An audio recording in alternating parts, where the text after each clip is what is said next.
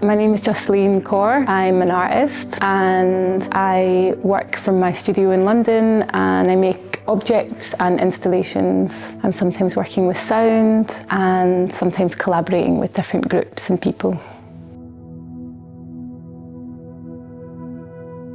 So in my practice, I have been really interested in thinking about inheritance and the way that narratives, stories, information filter down through generations and land with you, and how that happens, and what gets lost, and which stories are less visible or hidden or removed, and which stories are more present. So then I'm thinking a lot about tradition and the ways in which we practice tradition in community, and often that's connected to stories of migration or colonialism or empire. So it kind of starts with me and my family or me and my community, but I can map it out to these wider forces that impact people on a day-to-day basis. My relationship to making, I think, comes through the community that I was growing up in. My dad works in a hardware shop, so I kind of, in my mind, the first thing I made or saw being made was actually a key on the key cutting machine. But actually before that, probably it was like my mum making roti or cooking in the kitchen, you know, like seeing flour become this like sticky, doughy substance, and then her being able to magically make that not stick everywhere and become this beautiful flat bread that you could eat. I think my understanding of material before I went to art school and studied metalwork and jewellery, I think my relationship to material actually comes from home, and I see my parents fix stuff and make stuff from scratch.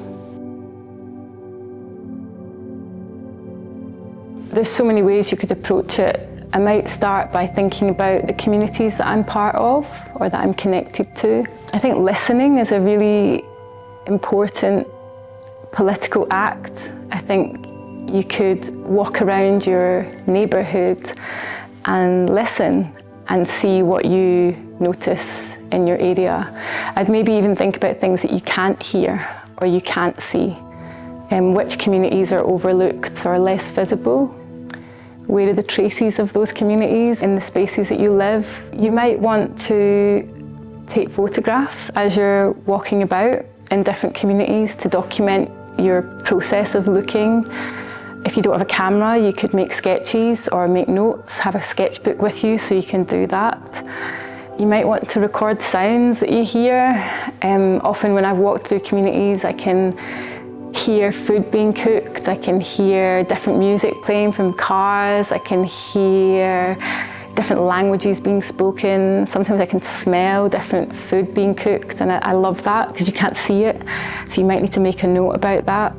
And you might want to gather materials that you find. There's loads of stuff for free that you could access. People put things out in the trash quite a lot, and you could start to gather things that you think you might be able to recycle or reuse to make something from. I think community for me is a gathering of people. It's a space where people feel safe, and it's a support system. And I think you can be part of multiple communities. And I think that communities change over time as you change or as you move around the world. But it's something that resources you. I think everybody needs to be part of communities, and they're a lifeline. When I'm walking down the high street where I live, there's an abundance of materials, and I'm really drawn to things that I often probably will see in the house as well. Metal cooking pots, plastic marble buckets, that are beautifully marbled just because of the way that they're cast in the machine. Bits of fabric, I love fabric shops and all the rich types of fabrics that you can get on the high street. The thing about the high street is that it's serving a particular set of communities that live in that area. You can spot that, I think, when you're walking down the street. It's not often in life that we're allowed to be led by the process. Often we are finding the answer to something, and I think that making and letting the material guide you, or letting your creative mind lead you somewhere, is such a valuable and beautiful process. It's so rare we get to do that.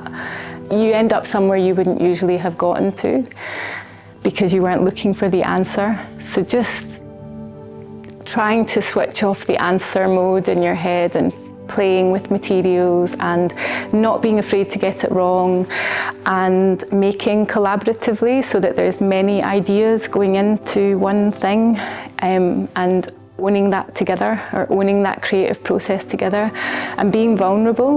I think that is something I need when I'm about to make new work. I need to kind of not know where it's going to go, and that's scary. It's really scary because you want to make good work, but being vulnerable and not knowing what the end result is going to be is, I think, what artists do best.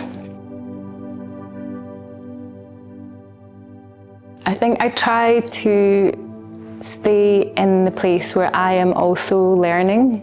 So even though I have skills and some things I know about, but I try to stay in the place where everything's still an exploration, it's a process, I'm still learning and I'm still acquiring skills. So if it's a bit of a mental thing of staying in the position of always learning and always trying to acquire new skills to make. But also I'd ask for support. I think you can skill share. I'm often working with people who have skills that I don't have, and you could do that in your classrooms, you could do that at home, you could swap skills or get advice on how to get out of a problem that you're in. You can give it another go. Like, you can either take something apart and try to remake it again, or you might sit it to the side and pick up something new and try to do something different, and then maybe the answer over here will resolve because you've taken your mind somewhere else. I think it's just important to feel like you're not doing it alone and that you're doing something together, and that there's support to help you when you're stuck. Think about when you're in the classroom about to make something, that this is something that you are practicing and that you will have forever, so long as you practice it. I heard this wonderful writer, Fred Moten, talk about treading lightly on the earth, and I think that feels really important at the moment. You could think about that in the way that you are going to start making, so maybe there's a priority to not buy new and make from things that already exist and that you don't need to pay for, things that you find, things that you salvage, things that with permission you borrow from home, or things that might not be permanent. Maybe you're making with leaves and the leaves will disintegrate and become compost again. And maybe it's important to think about treading lightly when you are working with communities as well, being a listener. When you're looking and gathering things, being careful with that and thinking about the ways in which you can not only take from a community but work with a community might be important to think about.